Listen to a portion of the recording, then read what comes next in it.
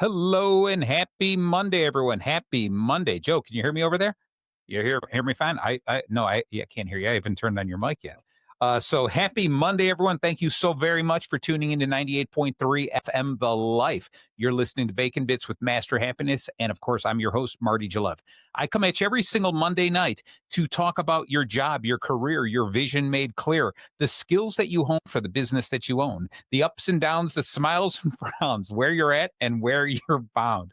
If you hear that sniffling in the background, don't worry. I know it's close to Halloween. Those are not ghouls and ghosts. That's just my guest over there, Joe Janicki, with a little case of the sniffles. Welcome to allergy season. There you go. There you go. All right. I know what to put in your trick or treat basket. It's going to be like Sudafed or something, right?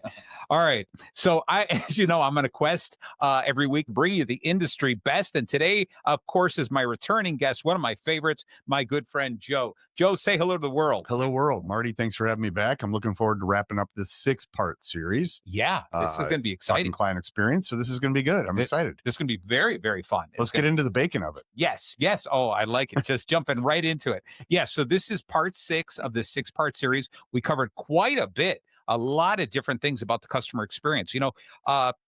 Joe, over the weeks, sometimes we walked out of here, we talked or about the shows, and even myself, I thought about it going, a lot of redundancy in what we were saying sometimes, but all in all, there's so much good information, and even the stuff that we repeated. If you go back and you listen to some of the episodes, we repeated the important stuff. Yeah. And so the customer experience is just for those of you who haven't tuned in. This is part 6, so you're into a really good episode of this, where we're going to try to do a wrap up, kind of go back and talk a little bit about what we did, and then hopefully give some companies some action steps, some idea of what they should be doing, what they should really move on, and how they should be doing that. So real quick, what I want to run through is the first one, and can you believe it was like 6 months ago, 5 months ago, something like that, we started, right? It's crazy. Yeah, exactly. That's how time flies so quickly. So first we did an introduction to the customer experience, talked a little bit about it. Then we went into, I'm looking here, is more in depth on what we can be doing. The idea of as soon as the person shows up, we talked about the very first part. What are the First impressions? Yeah, first impressions. Thank you. Second, or the third episode, we talked about the customer journey. Yep. We talked about as the customer's traveling through doing business with it, whether it's a brick and mortar, whether we're online, whatever, the entire experience.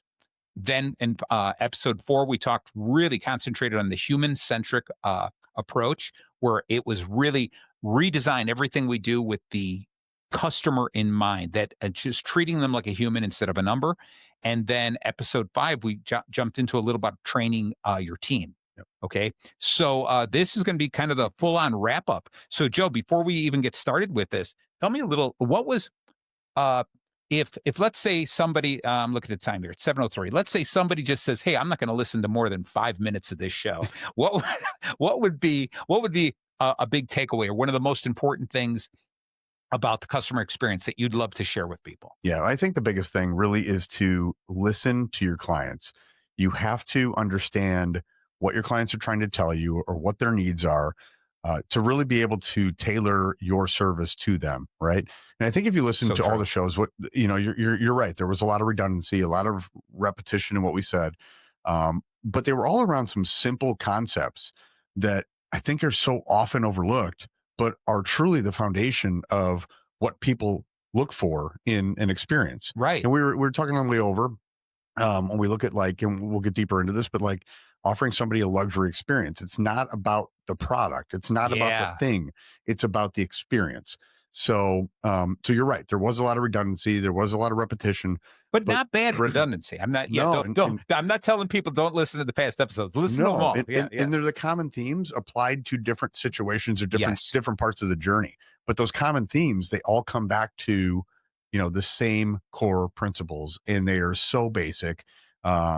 I would suggest you stick around and get a recap of everything. But, yeah, definitely. But if you walk away with nothing, if you walk away with nothing else, take a minute and connect and be present and listen to your client. I love it. Wow, those are strong words. Who would have expected you to have something so brilliant to say? This late at night. That's right.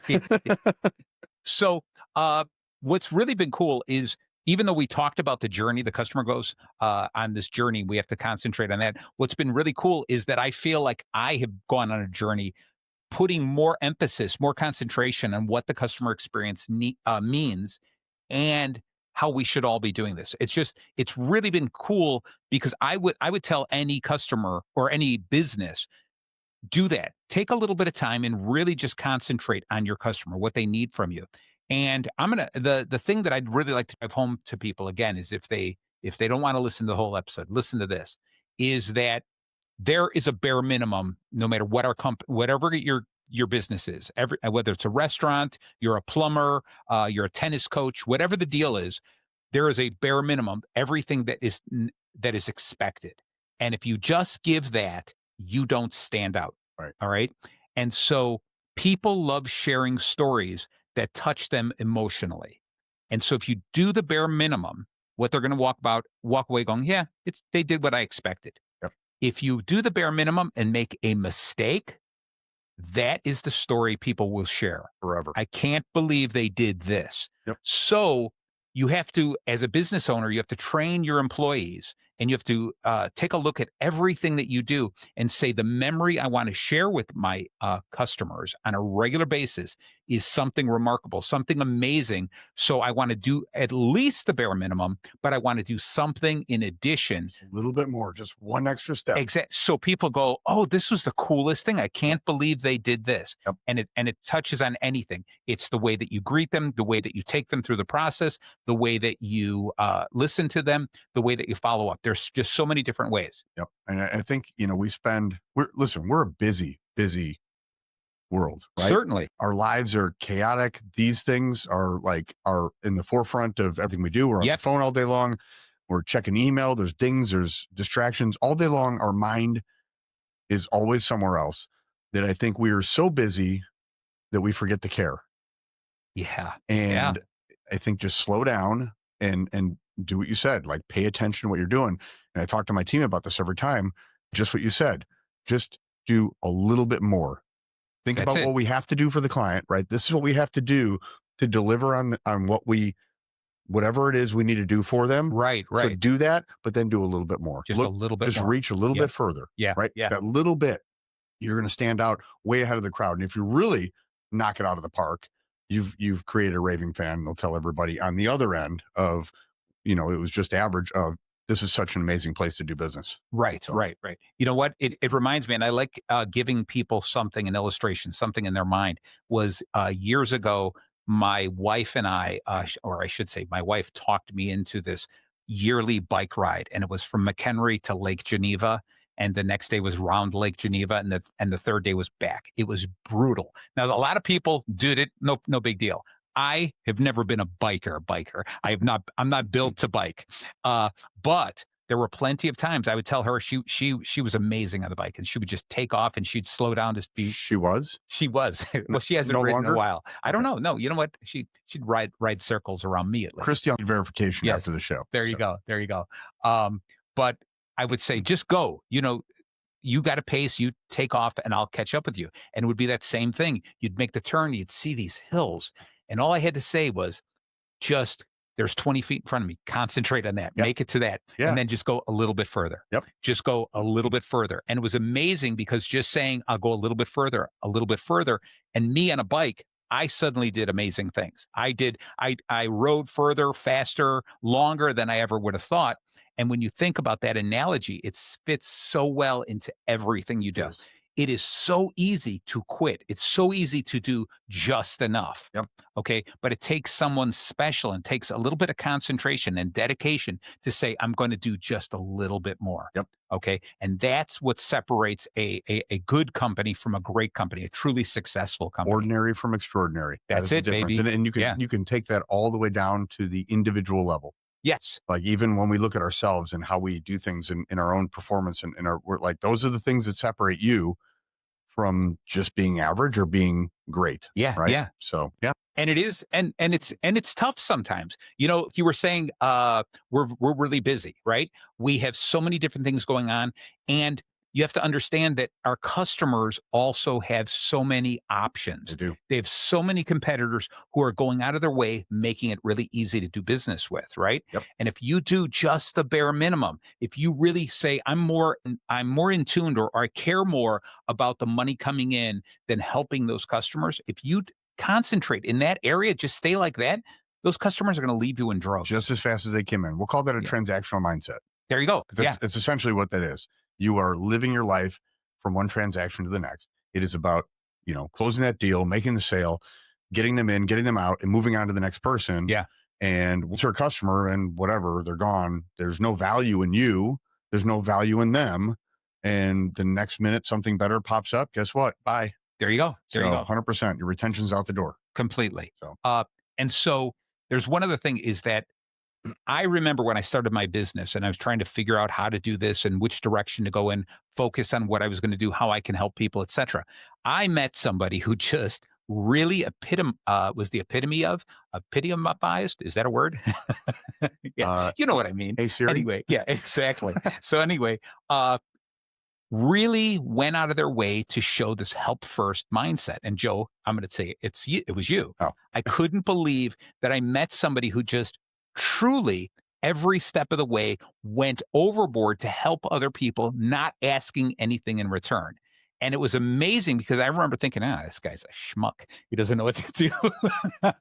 But it was amazing because I saw not only have you grown a great company and you've surrounded yourself with a lot of great people. I mean, you have an incredible team. But what's more so is you become the go-to person, the person that people trust, the people they honor you, they respect you. You're the one that they want to go with and work with. You're the one I'm like, I want to be part of this. I want to be part of the Janicki Brightway brand, right? I want to see Thank you. because you did something, you really knocked out of the park like that.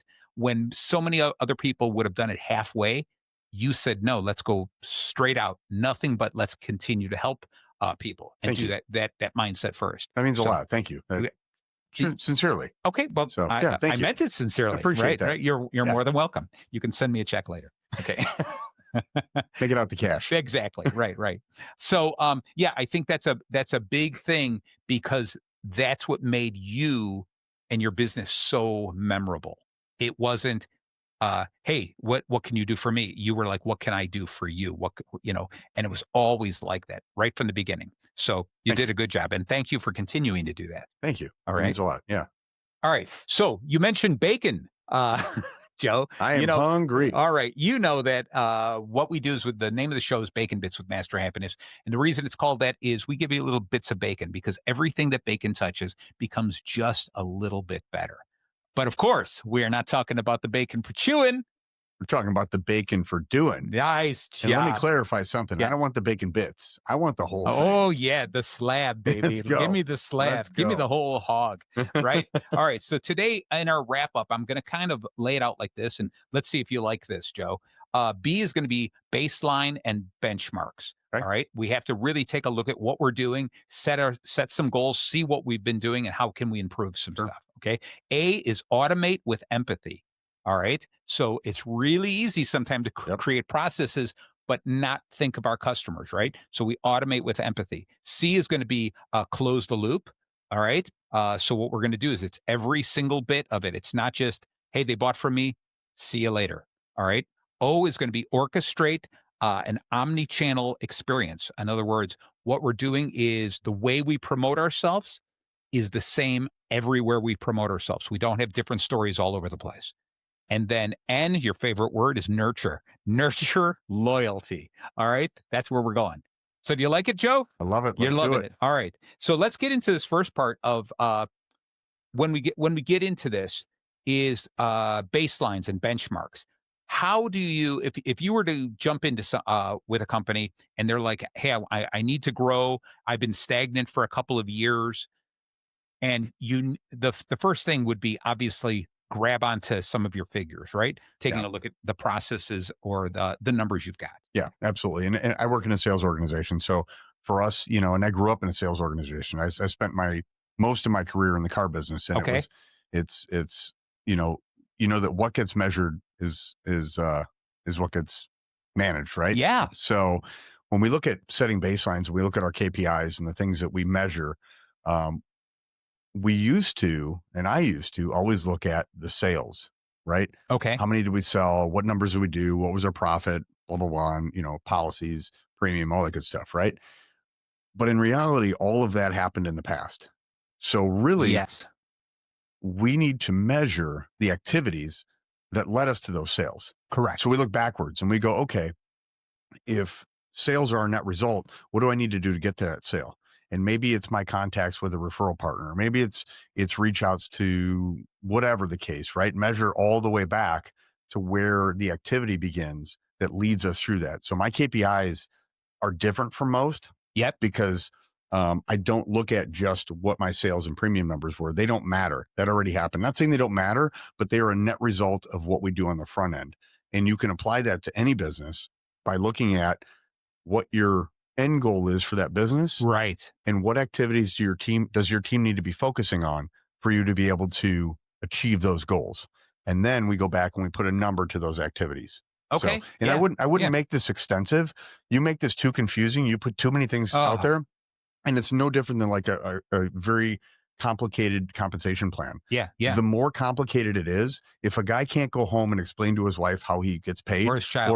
or his wife can't come home Yeah. and tell the family how she gets paid, it's too complicated. Yep. They will never perform Right. the way you want it to. So when we look at this thing as well, I don't want 25 things that we're measuring. That's too much to focus on. When Yep. you throw that much out there, nothing will get done. Right. So let's simplify it. Let's take it down to 2 or 3 things. Yep. The 2 or 3 most important things, and let's measure those activities. Correct. I'm loving it. And I agree with you.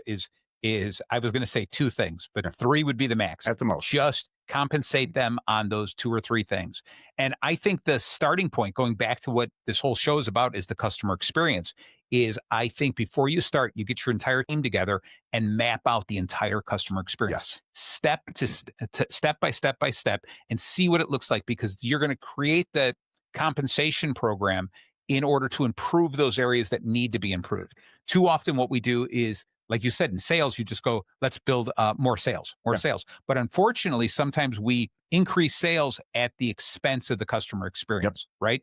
So I think the first thing we got to do is we really have to work on mapping it out, understanding The journey. right, and the strengths and weaknesses Yeah. in every spot of that. Yeah. And then I would say take it a step further. After we map it out, get some key customers in here, a variety of customers, and talk to them about the journey, get their input. Because if I'm the one running it, I think my journey for the customer is perfect, Yep. right?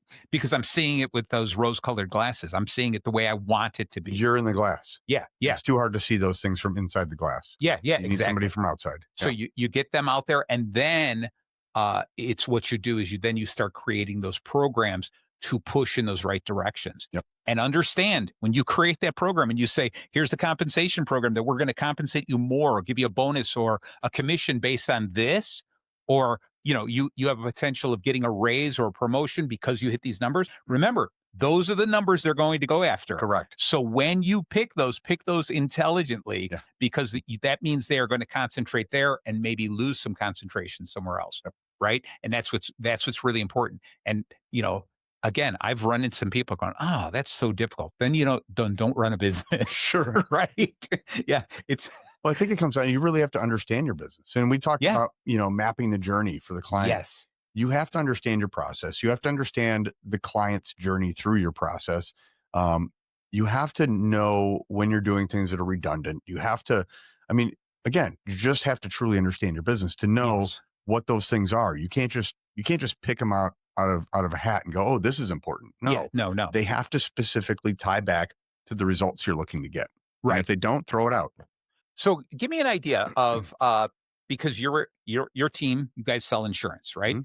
Give me a couple of broad strokes. What does the entire customer journey look like with you? So it starts with a referral. Okay. We don't do any advertising. All of our business comes through referral channels. Yeah. That referral either comes from that person who referred them in, or typically the client just gets referred in. They heard about us through so-and-so. Yeah. That begins with a phone call and or through the internet. So we take it through either a web lead form through our website or on the phone, either way. From there, our team will assess how much time that client has, we set the expectation, Mr. Customer, we can take all the information over the phone right now. It'll probably take us about 13 minutes, or I can send you a I quick love link. that you say Yeah. 13 Well, minutes. It's not right. we've timed it, Yes, good, right? good. I We've love it. timed it. I And love it. on average, it's about 13. So, Okay. depending on what you own. Now, if you own 14 rental properties, that might be a little bit different. Yeah. But it's 13 most Okay. of the time. So to get everything we need, or I can send you a quick link. You can do it in your own time, or whenever it's convenient for you. Which do you prefer? Yeah. Yeah. And we kind of gauge that, and then we go in whatever direction that is. From there, that information comes in. We run it into our systems, which rate amongst 100 different carriers. Reach back out to the client, go over the coverages, give them options. In that intake process, we're also kind of talking about what's important. Yep. Kind of feeling out what they have and all that good stuff. And then we finish everything up. So it's not, buying the policy, Sure. sending the documents. All in all, we want to provide them throughout this experience something they've never experienced before. Right. So we look at that process and look at how is our conversation on the phone? What are the things that we are talking about? Is it just, are we running straight to, we're going to beat your premium? I want to beat the rate that you've already got, or is it more of, let's find out, what's important to you. Let me find out about, your assets, or what are we protecting, or your vehicles, or your kids, or your family, like all that stuff. We want to know about it all, right? Right. I want to provide them suggestions and not really suggestions, but I want to give them options based on that feedback as a professional, as opposed to just going straight to, this is your price. Yes. Yeah. Right. Because we are professionals, and, so it's important to us in that journey. And the other thing is finding out where that client wants to be met. How do they want to be contacted? Right. What is a preferred method of contact? If I get somebody on the phone and they're like, I got to move, you can tell in the speed of their voice, how fast do they talk? Do they want to get off the phone right away? Well, let me find a way to get it as quickly and as convenient for them as I can. Or you have somebody that calls up and they want to talk for a little bit. They want to have that conversation. They need that personal connection. Guess what? Slow it down, enjoy the conversation, connect with them, talk to them about the house, tell them how beautiful the backyard is, tell them you love the basement finish and all that stuff, and really find that connection, because you've got the time. So let's do it. When we close everything out, I don't want, and I'm going to give away a trade secret here. Yeah. I don't want the customer to have to worry about moving insurance to us, because they have to do a bunch of stuff on the back end, like cancel all their other policies. Right. So I want my team canceling those policies for you. Beautiful. It's stupidly simple, but if I take that off your plate, it's one less objection I have to worry about. Right. And it's so less stressful for you, I think, as a client, because now you don't have to worry about that. So I always let them know up front, hey, listen, if we decide to go this way, our team will handle all the cancellations of your prior policies for you. We just need a quick signature on a DocuSign. We'll send it over. We'll follow up on it. We'll make sure it's done. You don't have to worry about any of that. Only thing we need to worry about on our end is how you're paying for the new policy. And if it's billed through the mortgage, we'll take care of that as well. Nice. So just try to make it as simple as possible for the client. Completely pain-free. Right. Get rid of the objections before they're objections. And really just elevate. I want them to have, ID cards before they hang up the phone with me. I want them to have their documents in their hand right away. I want them to know we're going to take care of everything on the back end. They don't have anything to worry about beyond deciding what coverage they want. Nice. You decide the coverage, we'll take care of the rest. Beautiful. So beautiful. Last thing is follow-up. I was waiting for that, the follow-up. Then how do you guys follow up? Yeah.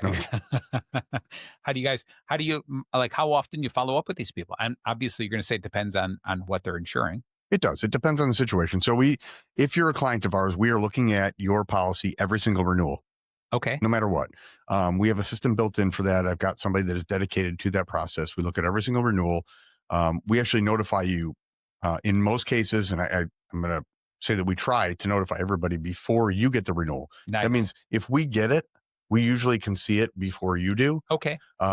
Before you get it in your mailbox. And if that be the case, my team's going to let you know, hey, Marty, we saw your renewal. We're looking at it.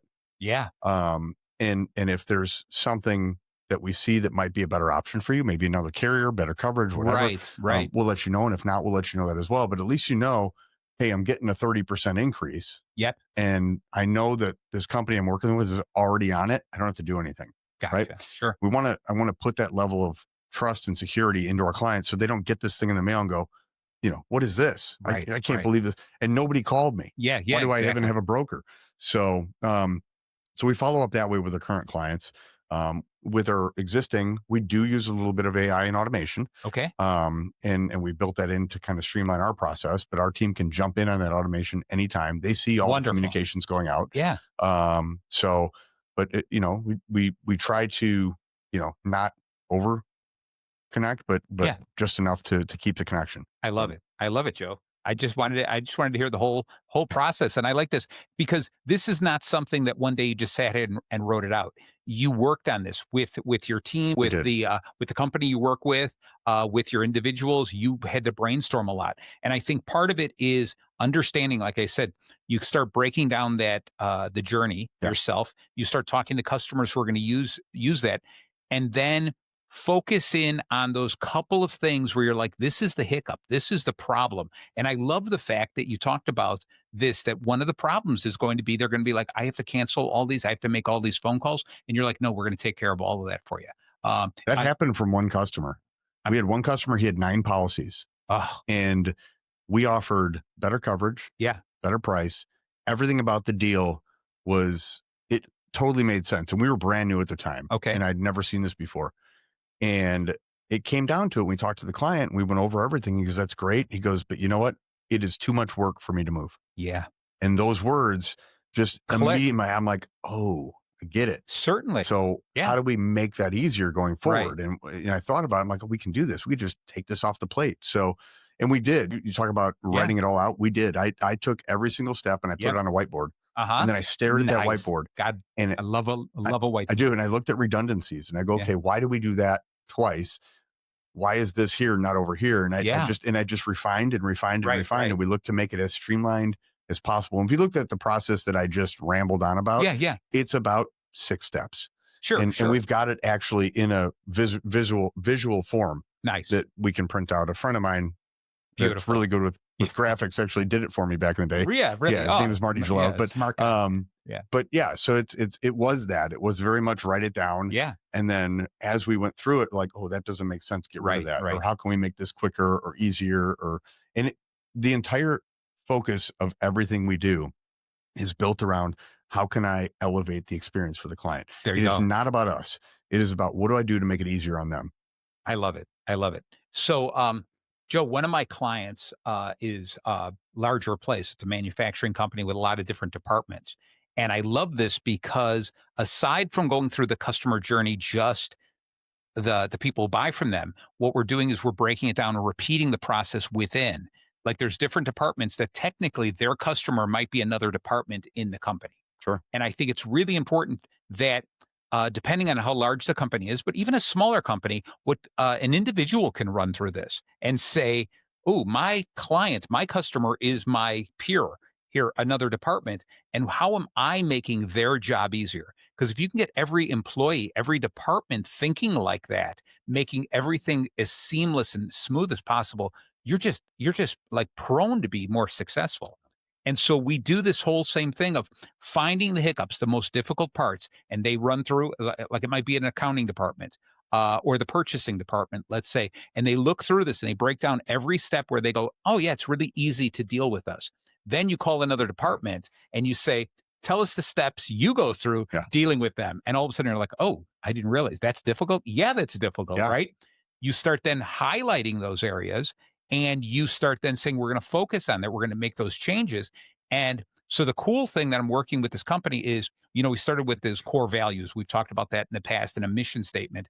But now what we're doing is narrowing it down to each department, saying, what is your main thing? What is your gig? What is the thing that you are responsible for? How do you determine what is successful for the purchasing department? What does success look like for accounting? What does success look like for the customer care department? Each one of them, uh, they have to come up with their own definition of success for their department and how it falls in play with the greater plan for success. Yeah. And it's really cool because you can keep narrowing it down smaller and smaller down to the individual employee and say, consider yourself, granted we've got customers who buy from us, but you also, one of your customers might be your supervisor, or your supervisor. One of my customers is my employees, right? And so it's really important to take it a step further, but understand the system. And the more you can understand the system, if you can use it internally, you can definitely use it uh, externally, Yeah. right? And work better with your vendors as well as your customers. Well, you have to. It also eliminates the chaos. Yeah, So yeah, by having that documented and taking the time to really understand your process and taking the time to really understand the journey or whatever it is, yeah. even internally, it allows you to bring people into your organization, Yes, plug them in, scale the business, and have them understand how to do things the same way with consistency every single time. it's so well oiled, Otherwise, you get right? all these people that they bring them in, they do their own thing, and you come into your business and you're like, what happened? Yeah, Why is everybody doing things differently? Why is there so much chaos? Why is it not working? Why is the business falling apart? You don't understand.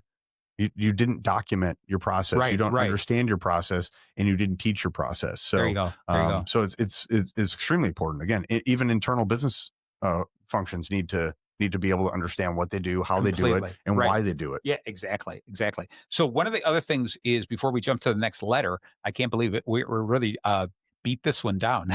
But that's cool. It's important. Is I liked the fact that you had said this customer had 9 different policies and says it's just too difficult. Yeah. So you think about this: the current insurance agent or broker he was dealing with, he was willing to pay more money because it was difficult to leave. It was difficult to know how to end it.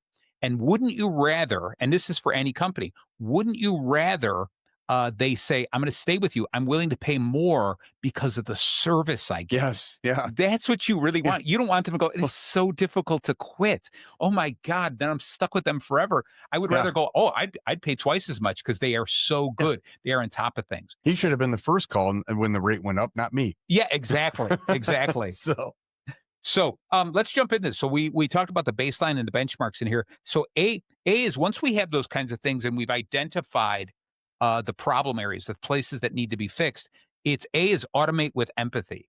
Okay. And today's day and age, we yes. did a whole show on AI. Yep. And people are jumping into AI, letting AI do a lot of things, which is great, but you have to continue to remember that AI is a tool. Yep. And the best way I've said it is I teach people treat AI as an intern without a vision. That's Okay. good. You I like like that, that. right? Yeah. Yeah. He's just sitting there. AI is sitting in the corner waiting for you to say, Yeah. "Hey, go do A this." very knowledgeable, An extremely knowledgeable intern. intern. Yeah. Right, right. But no vision. Yeah. He's not going to do anything or she's not going to do anything until you say, "I need you to do this. Yep. Get me this information. Get me this report." Bam, here it is. Right. And so but when we are ready to automate, and there are so many cool ways to automate. There's so many different programs, so many different companies that you can partner with who will help you automate and give you shortcuts. But we've got to automate with empathy. Yes. Our end goal is to say, just like the conversation we're having on the way here, is automate or delegate some of that stuff so that you can concentrate on other stuff. But everything that we do has got to be what is the experience that my customer is going to go through? Yep. If it's going to worsen their experience, then don't do it. Correct. Right? And we talked about in a prior episode about balancing the line between convenience Yes. and high touch client touch, right? High Yeah. client touch, right? So we are in a convenience economy right now. Yep. And people they want convenience, but they also strive for that personal touch. So you really have to balance that line. And we look at automation and 100% right. There has to be, I love the way you put that, automate with empathy. Yeah. Yeah. Because we're straddling that line. You can't go too far to one direction. Because none of us we're not Amazon. No, Like no. it's hard for us to operate in that space. People Right. still want to talk to somebody, especially in our business. Yeah. We are very much a relationship business. I can't put everything onto AI or automation, but we can use it as a tool. Yeah. So I'll tell you what, we're gonna come right back. I mean, I Yeah. noticed this. We jumped through this. We got to run a couple 4 of minutes messages late. here. Yeah, Yeah. we're gonna run a couple of messages here. So everyone, just stay tuned. We'll be right back. We're talking about this is part 6 of the 6-part series on the customer experience. Got my good friend Joe Janicki here. So stay tuned. Welcome back. Welcome back. Thank you so very much for staying tuned in. You're listening to 98.3 FM The Life. I'm Marty Jalove, the host of Bacon Bits with Master Happiness. And I got my good friend, my sidekick for at least once a month now, is Joe Janicki. And we're talking about the customer experience. This is part 6 of a 6-part series. This has been just a great series. It's helped us concentrate even more on the benefits of making the journey for the customer within your business as special and as wonderful and as remarkable as possible. It helps everybody in every way. So we talked a lot about the baseline and benchmark. That's the B in our bacon today. A is the automate with empathy.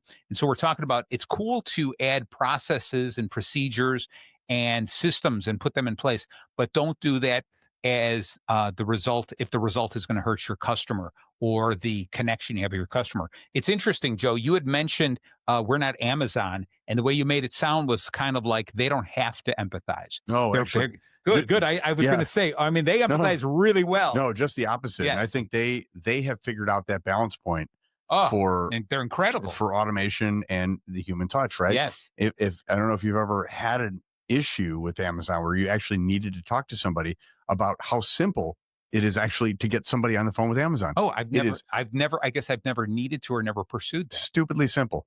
Really? Stupidly simple. Yeah, you go to a thing and actually they don't have a phone number. They call you. You put in your number. Okay. They immediately call you, and their goal is to resolve the issue, Yeah. whatever it Yeah. is, immediately. Nice. They are probably one of the easiest companies to do business with. I mean, besides their Completely. obscene return policy, Yes. Yes. the fact that you can purchase things immediately, and you go, oh, I forgot to buy something. Well, okay, go buy something else and put it through, and free delivery, whatever else. Right. But when you do actually need a human being, you can get them on the phone immediately. There's no waiting, there's no nothing. So they have figured that out, and they've done it, just incredibly well. So hats off to Amazon for that. Yes, exactly. They do it right. That's right. So what are some of the things that obviously, there's so much that I think about even with this show, Joe, when I first started this show and put it on from the live episode over to my podcast, Bacon Bits with Matt for Happiness, anywhere you listen to podcasts. The first time it was a laborious thing of all the work that I did. But then even this over the past 4 years, the evolution of AI has helped me in so many different ways. And I found so many of these great shortcuts that not just am I able to do some of the things I did before quicker, but I can do it more efficiently and I can do more. Yeah. I can do so much more with so much less time. Yep. Okay. I would never want this podcast to suddenly turn in going, yeah, Joe and we're not even showing up. We have simulated voices doing the entire show. We still need the human touch. This Sure. is what this is all about. But it's so neat to be able to say those redundant tasks, those ones that are really simple in the background, that there are ways to automate them as long as it doesn't hurt my brand. It doesn't hurt the experience my customers go through. Yeah. And I think everybody should start with one. Take a look at what you're doing, some repetitive task that you're doing over and over and over again. And you want to look at those before they get tiresome and boring. Yeah. Before you start making mistakes, because it's just you're assuming it's the same thing. See if there's a way to start automating that kind of stuff. Yeah. Now you automate a lot of stuff, right, Joe? We do. We have automation built into our follow-up process, whether it be a text message or an email, whatever. And it's where we have to be careful is there are so many things that you can dump into AI, whether it be a Yep. social media post or an email or whatever, and you immediately read it and go, this is AI, right? Yeah. So you have to really learn how to prompt, and you have to make it personal enough to where the stuff you're sending out, it doesn't feel like AI. Right. It right. feels like this text message I got is from my agent, right? And that's the way it needs to feel. It needs to be real. It can't be over worded and all the other stuff. It was like I had somebody show me like this thing that they had done. I'm like, get rid of the emojis. Yes. Like there were Yes. like 100 emojis in the thing. I'm like, that immediately screams, I put that in ChatGPT, and that's what you Right. got back. So stop that. Stop the nonsense. Make it real. Make it personalized. I take a lot of stuff out. If I ask it for help in designing or rewording something, right? Hey, Yep. I just can't. I'm overthinking this. I'm taking so much time Yeah. to think about how I want this email to be worded. I'll drop it in, reword this for me. I'll look at it, go, yeah, like that, move that, switch that, boom, send it. Exactly. So I still personalize, but I don't spend as much time overthinking things that I would normally sit and stare at it and try and reword Right. it and wordsmith it, whatever else you want to call it, to where it was perfected, right? Yeah. That time savings is just incredible because Right. we take so much time away from again, for me, I just overthink things. Yeah, yeah. So, and I want it to be perfect. And I think I'm with you on that. Is I'll open up a Word document and I'll just start brainstorming and free thinking and just typing all the things I want to say. Like this is an email or this is a blog post I want to write. Make sure I'm going to cover this. Oh, that's right. And then also mention this and do this and etc. And lay this whole thing out, and then take that, copy all of that, and I drop it into an AI program, and I'll say just can you formalize this? Can you fix this and make it so that somebody can understand my scribblings, right? Yeah, And it creates that whole thing, but it doesn't have the creativity. It doesn't have the swab that I want to add into what I'm writing. So then I'm going to sit there, read through it, and say, "Oh, this is really cool. I'm going to use this analogy, and I'm going to add this in here and kind of twist it and use those words and kind of play with it." But it is such a great writing assistant. yes, If you keep viewing it as AI is that intern with no vision, yeah, right? You keep saying that, you realize, hey, I put some stuff together, I got some ideas.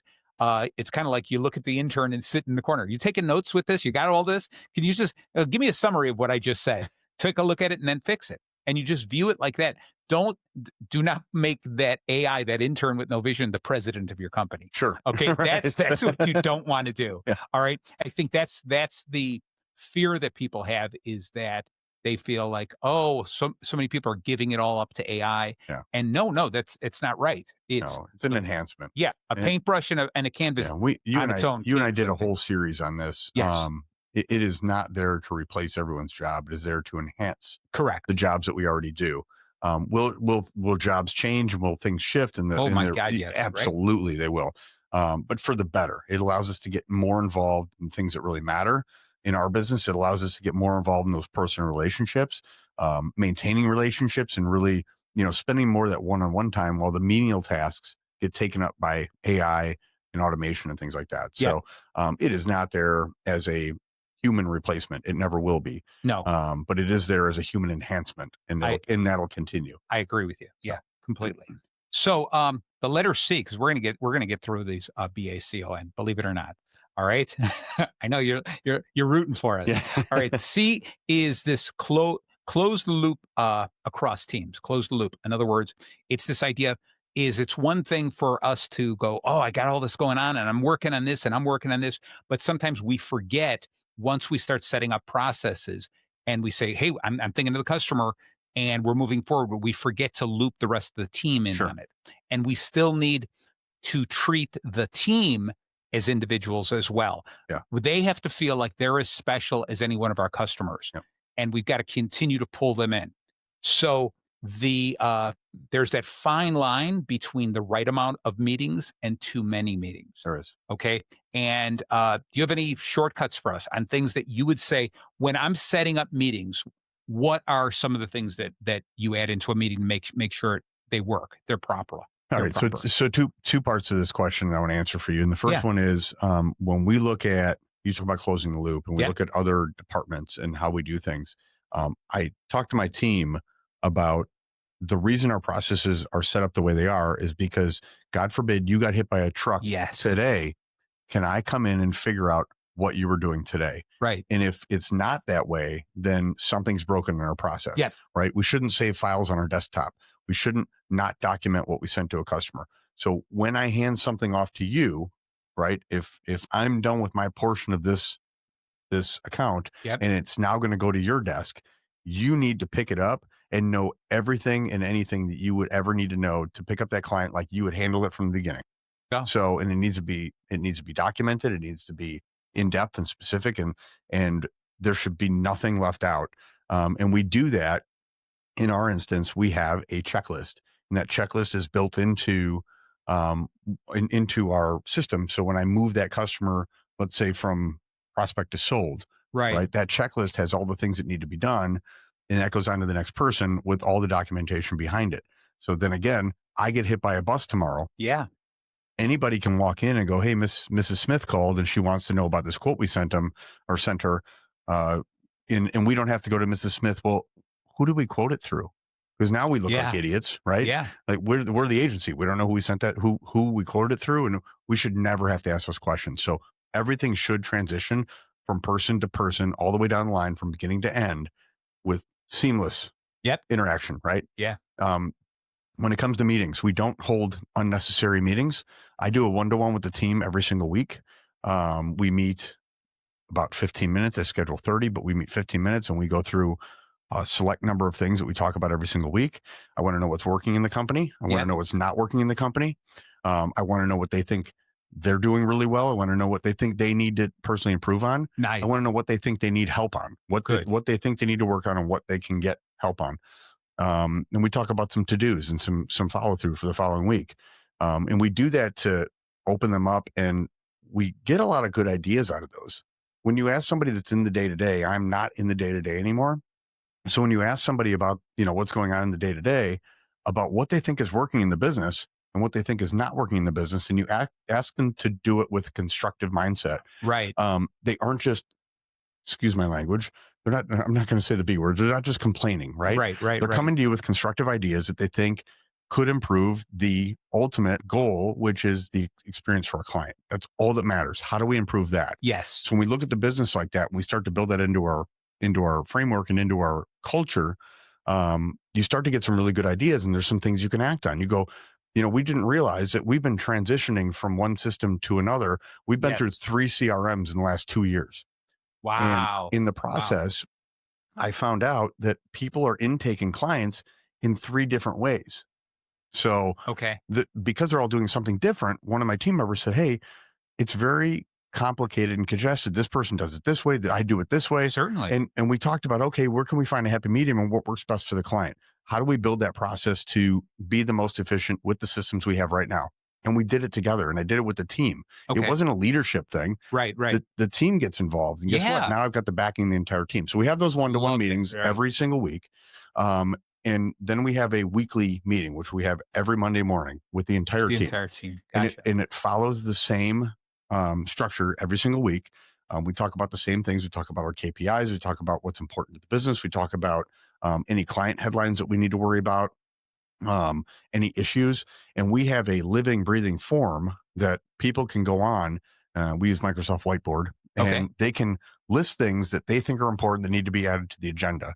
So then when we get to that part where we have something we need to talk about as a company, maybe we need to address, it's already on there, and I'm not bombarding your office every 3 minutes to go, "Hey, Right. hey, Marty, can you fix this for me? Yeah. Hey, I Yeah. got this issue with this. Hey, what do you think about this?" Right? Gotcha. Everybody's trying to do a job.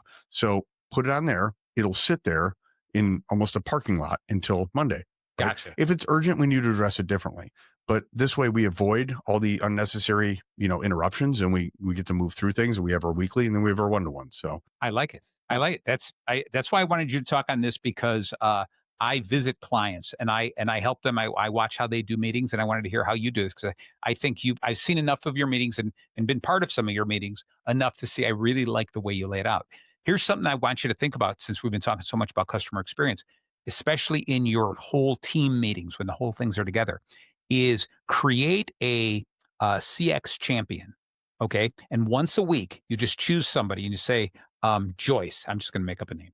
Okay. Joyce, you for the next week are the CX champion. So I want you to take a little extra time and think about something that we can fix or improve, just an idea for the customer experience. And you just give them that's a small task that they think about in the back of their mind. At the end of the week, your team is going to say, we should be serving more tacos. Okay. that's my team for sure. Exactly, Yeah. right. But when you think about it on a one-to-one, you're gonna get some stuff that, hey, would be great for the customers if we did this, this, and this. But occasionally, if you assign it to somebody and say you have 1 week, just come back. It's not your regular gig, Yeah. but for this 1 week, I just want you to concentrate on that. Yep. And it doesn't have to be every week that you're doing it with every person, but every once in a while, I think it's really important to remind them how important it is that this is what we're doing. We're working for the customer. Yep. Right. And so let's put a little extra time into that. I like that. All right. So let's just jump to O, which is orchestrate an omni-channel moments. In other words, everywhere, once we have our path, our goal, we have our journey set up. We have our brand that we set up.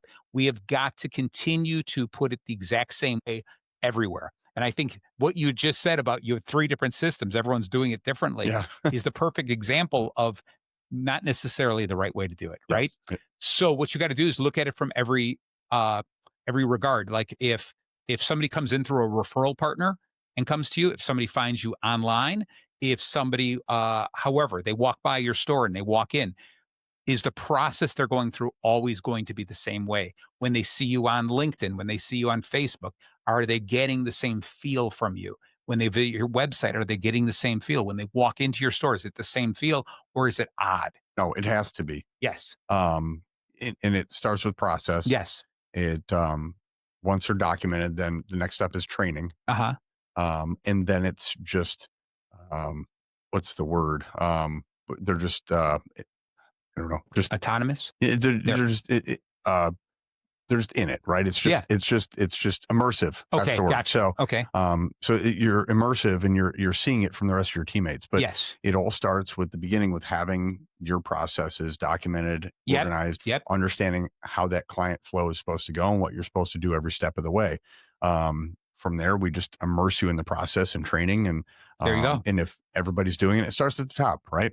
Yeah. You, Yeah. you can't ask everybody to answer the phone a certain way and then have your leader answer it a completely different way. Correct. So Correct. then now you've opened the door for them to not follow the process. Yes. Yes. Why are they doing it different, right? And I think and I think you got to also add in the way that you're promoting yourself. Yeah. All the different ways you promote yourself.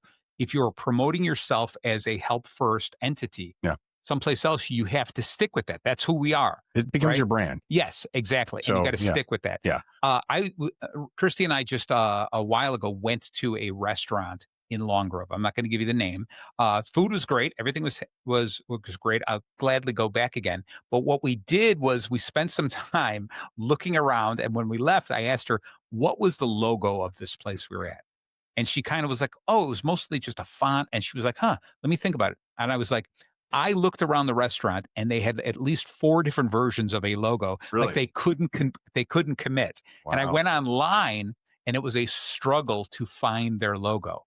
Interesting. Okay, so it's really interesting because it seems like they had been growing and changing and they were in the middle of maybe changing their logo or something, but they had made no concrete effort to do something. Huh. And so one of the tough things is when you think about it, like if I told someone you got to go to this restaurant, and if they would see the logo, there's plenty of restaurants with recognizable logos. Yeah. You tell people, "Oh, I saw it. Yeah, that's the one Marty was telling me about."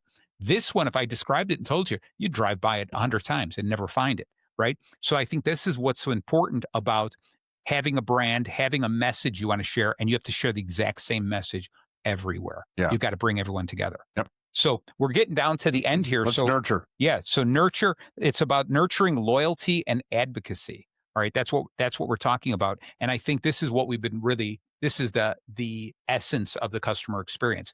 It's doing all those types of things to make the customer want to do business with you, making your business irresistible, making your business something worth talking about in a positive way, making them want to share the experience with other people because it's a great experience. They don't want to share the experience because they want to give you 1 star and they want to make sure everyone sees it. Yeah. No, they want to share it with you because it's a delight and they want to invite friends. That's the direction you want to go in. So, Joe, as we're ending here, what is a couple of things that you would say are some of the best ways that you can help people, other businesses, nurture that loyalty and advocacy? It's a great question. So, It's a wonderful question. That's why I asked. um, it will take us all the way back to the beginning of the show. Yep. We have to understand our clients. We have to build a relationship with our Yep. clients. Yep. This has to be more than transactional. If I am in whatever business, I don't care what business it is, and my only interest is to close that transaction, and it is just about closing the sale, and I haven't found a way to connect with you, Yes. then there is no reason for you to stay with me down the line. Yeah. So when we talk about nurturing, clients or nurturing relationships or however you want to phrase it, my team knows, we always talk about if you win them on price, you're going to lose them on price.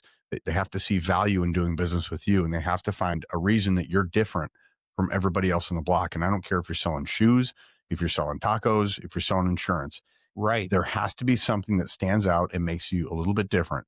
And it has to be, going back to our last section, it has to be consistent, has to be every single time. Yes. You can't go, out of your way to do things amazing one time and then fall back to mediocrity for the rest of your life and expect that client to stay. Exactly. You need to be Yeah. consistent. So wherever you do, close the loop, keep it consistent, do it every single time, but you have to do a little bit more than just be transactional. I love it. I love it, Joe.